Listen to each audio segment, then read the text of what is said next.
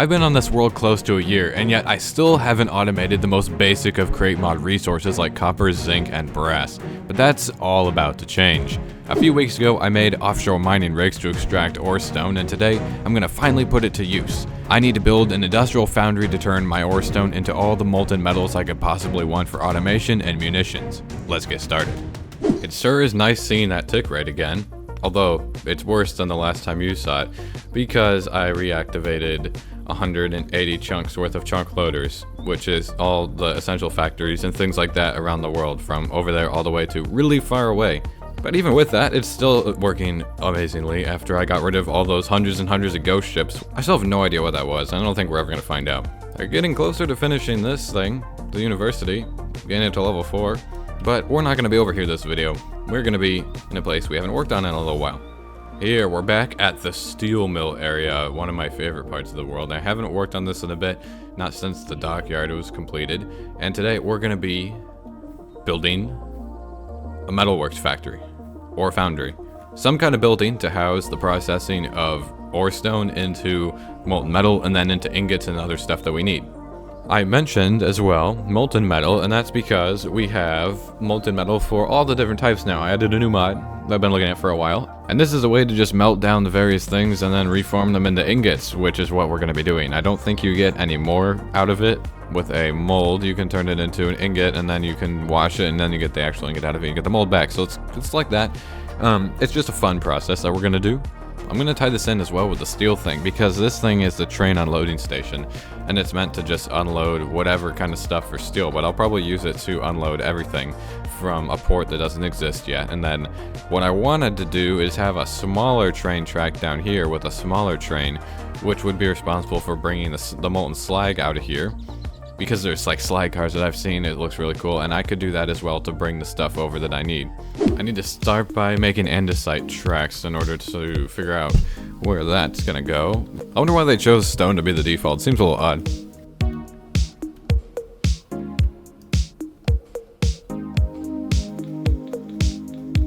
Well, I'd already planned to have a track going down the middle of this.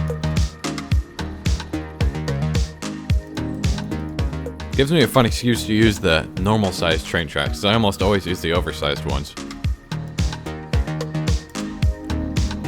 Okay, I'll leave that dead-ended.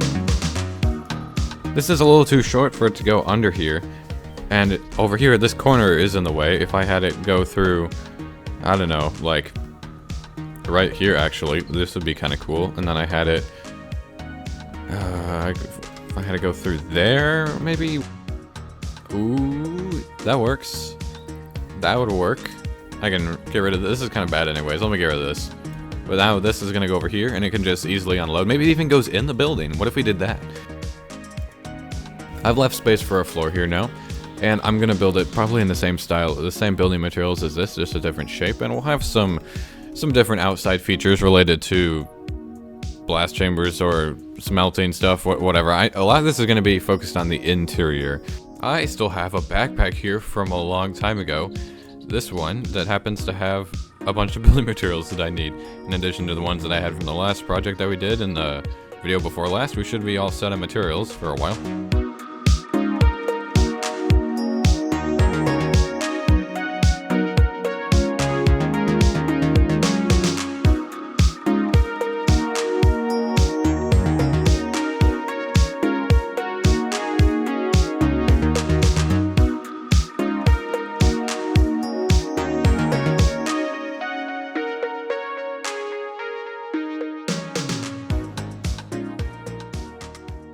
Finished building the outside just in time for the rain to show up so that it doesn't ruin most of the time lapse. We're gonna go inside now. Once I show you what I got. The outside is not as important as the inside here, but that doesn't mean that I made it look bad. I reused some of the stuff from over here. So I made like a pipe, and it looks like it's going into here. These are going to be the areas where I have the big decorative blast furnace area things with the molten metal everywhere. That's going to look really cool. Unfortunately, we don't have a giant arc furnace multi-block. I mean, I suppose I could add immersive engineering. If immersive engineering arc furnaces actually made the molten metal, I would probably add it just for that. I also ended up making it meaningfully different looking from this building. I was going to make it a lot closer, but then I was looking, I found an actual building I was basing it off of. I'll put a picture of it. So we've got these metal bands, which I think are kind of unique looking. And the inside looks nice as well. Glad I ooh, like that lightning. But I need to add a floor to this now.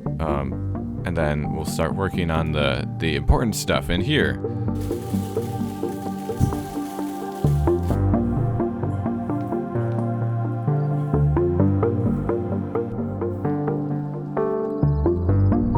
There's a floor now, and a cow, and all my stuff in here. And the rails over there are done. So I got these couple pictures here. Actually, there's a lot of pictures. If you just like Google this, there's just an endless stream of pictures of this kind of building. So I need to add some rafters to it, and I want to add these kind of furnace things here. And this is going to be loose interpretation, meant to look cool. This is not the functional part. The functional part comes a little bit later. I'm still technically doing the decorative stuff, but it's meant to create a cool environment, you might say.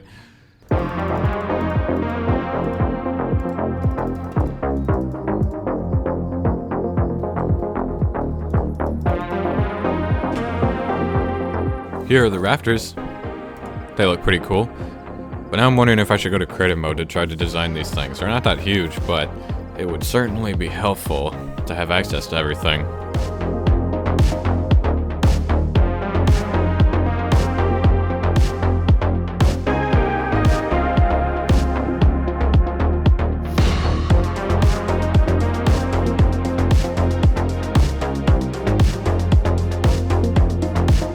This is what I call a foundry. It may be decorative, but it sure looks cool. But basically, it's supposed to kind of just sit the bucket here, then it gets filled up from this spot in here, and this is not realistic, but it does look cool, and it's got to go in the thumbnail. And then the bucket is supposed to get lifted up, the chains would lift it up, then move it, and then these things, I did notice things like these in actual pictures of this from real life, where it would have extra cables on the back of it, which you would then lift up and it would tilt the bucket. So that's what's happening here.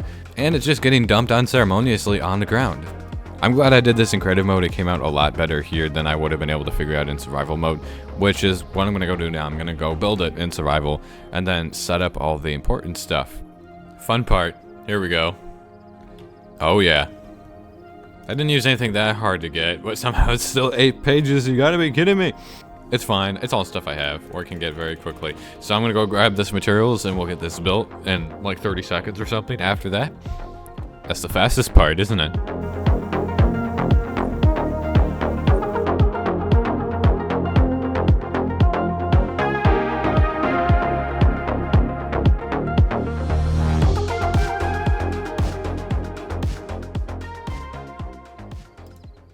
Epic. I always like when these clouds show up. They're definitely my favorite from the mod because it's the clouds that would always show up in the late summer and then the fall where I would live. And that's of course my favorite time of year. So I mentioned immersive engineering a little bit ago and I'm not adding it. I mean, let me know if you want me to add it, if you think it'd be cool for something. I don't really think we need to, but you never know. Speaking of it though, there's a thing in immersive engineering called a crusher. I'm sure probably everybody knows what it looks like, but I'll throw a picture of it on screen. Anyways, and I have to make, or I have to do a crushing operation here because I have to crush, well, we're going to be crushing Viridium to get the copper, and we're going to be crushing Azurine in order to get the zinc, and then that gets turned into brass. And we crush that with crushing wheels, so I thought that, well, I have to do this anyways. How about I make something that looks suspiciously like the immersive engineering crusher, and I stick the crushing wheels in it, and then we crush it that way. Let's start with that. And maybe, why don't I get a wireless transmitter right now to transmit those items to here, just so that I can kind of see what I'm doing. I am obviously going to bring them in on train eventually, which I wasn't going to do before, but since I fixed the TBS, I can have more trains now, which is awesome. I have some of these left over from before. I deactivated the ship a little bit ago to help with the TPS, but I will not be reactivating right now because it doesn't really have anywhere productive to go until I have a port. Oh, it's already set up to work here. I didn't even realize. Crimsite, look at that. I didn't even need to go here. Look, I could probably just do Viridium, and I bet. Oh yeah, look at that. It's got 64 Viridium in it. Okay, I don't even have to do anything. We're going back. I'm gonna go scrounge up some crushing wheels, and also we need to power this place. And as you know, I hate steam engines. We're not doing any more of that. There's lots of engines that aren't steam engines though. So I have my pick here. What should we do? I'll make a new one. I'll give it some gas or some diesel or something from the oil refinery. We could do LPG engine. It's up to 24,000 stress units, 23,000. That's pretty good. We'll make some of that. The small engines are all made from about the same steps. Like here, we just start with an engine base. Oh, although I have to do it over there. Darn it. Here, this will give me the engine base. And then here, I just have to add, oh geez, I have to have 8 engine chambers, some screws, screwdriver, lubrication, and then it turns into this. How do we make, oh, it's that. Spark plugs. Oh no, it's the steel mechanisms. That's the unfun part. That's the expensive part. Do I have any left? I made a stack of them a while ago. Oh, I have 9. That's slightly more than enough. I'll take it.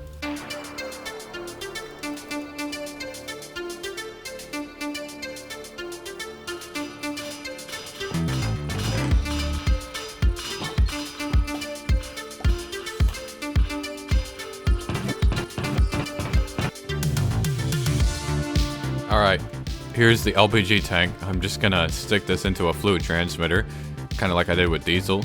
Is there a place, no rotational power. Is it gonna mess it up if I don't put it in here? I've had problems with it when I just stick it off of a pipe and then it does weird things. Of course, I think that if we did that, it would be quite a bit better, so let's put that here. Oh, right, I'm burning it still. Shoot, let's turn that off for a little bit. No more. Now it's gonna get all sent down here. That'll get it. I was wondering where it's all going. Here, look at that. Now it's good. Now I have to try to develop a crusher here. So, I know that we've got crushing wheels like this. Then we have it like in the middle. So if we kind of build it around this or something. And then we'll just stack it like this. So we've got 4 different ones.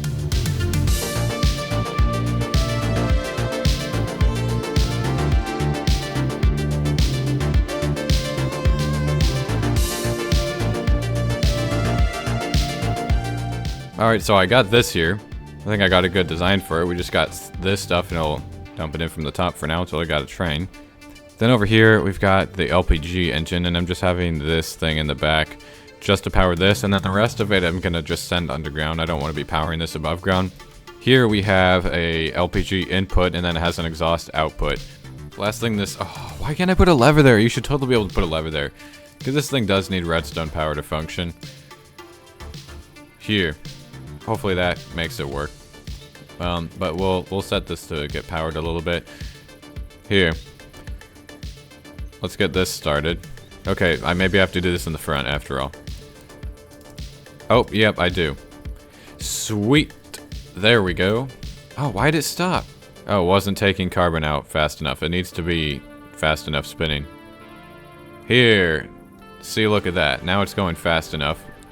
It's spinning very slowly, and I think I have to spin this the opposite direction, but that's part of why I added this. Here, let's try 32. That's... Oh, no. Oh, no, guys. Oh, heck, I did not think of this the right way. I just had to slide it out by 1 block. So, now we're good to go. Now they're spinning the right way.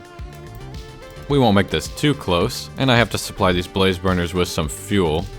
I can't use LPG, but I could teleport in diesel, I guess, and that lasts for a long time.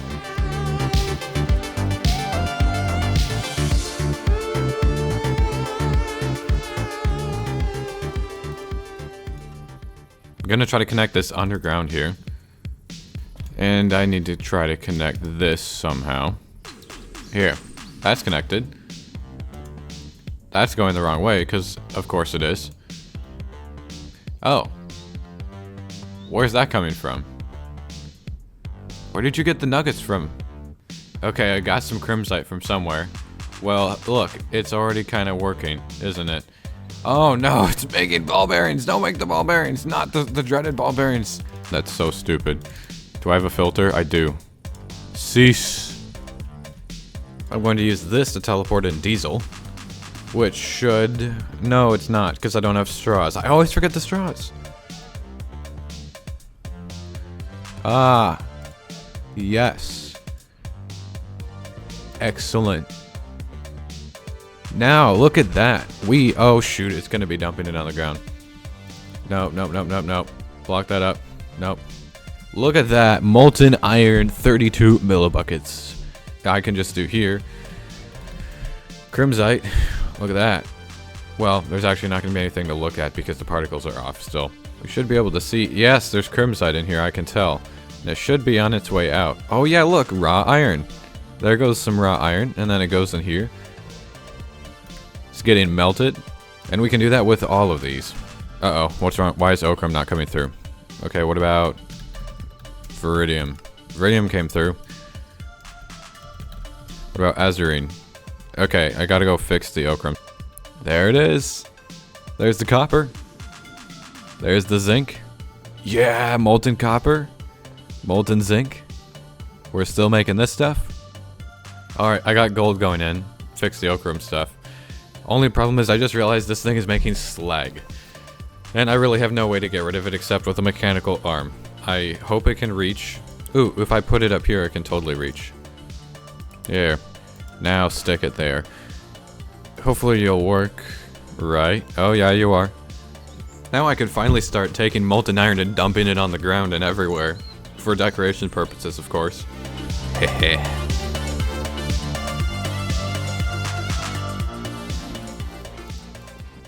I'm going to use hoppers to return the empty casting things, and then see it'll send it back up to here once it reaches the end, because I guess it separates or something by the time it reaches here after being washed. Or cooled. I have some of these. Not enough, but enough that I can filter that. So, watch. Let's put that there. And we'll come over here, and we should see it up here. Magically. Yeah, look at that. Oh! Well, there you go. Yeah, I guess it would do that. I didn't realize. But I guess I should have, so we'll just add one to each of these. And then, of course, more of them over here. I'll craft more of these. But here you go. See, look, it turns into a ingot mold of molten copper. Oh, here we go. See, it worked. Look at that. See, look, it's disappearing. And here it goes. It's back. Now, oh, okay. So it stopped there. So I have this thing here so I can finely tune the speed of this. Let's see, how far can it go? Now it's at 20. I could probably go to 24. No, it's working. That seems to be doing what it's supposed to do. Look at that, there goes the copper. And boom, ingot gets rid of that thing, sticks it in here. Already got 16. This is working splendidly. Now, watch this. Let's just get a couple more of these. The more I add these, the more continuous the flow of ingots will be. But I'm forgetting something, aren't I? Oh yes, one important thing. I have two outlets here, one for copper and one for zinc, and they need to go to one final basin where we're going to be producing molten brass, because that is how you can do that. You can actually alloy it with the molten stuff, which is nice. I don't have to craft it. You can just mix it together in equal parts.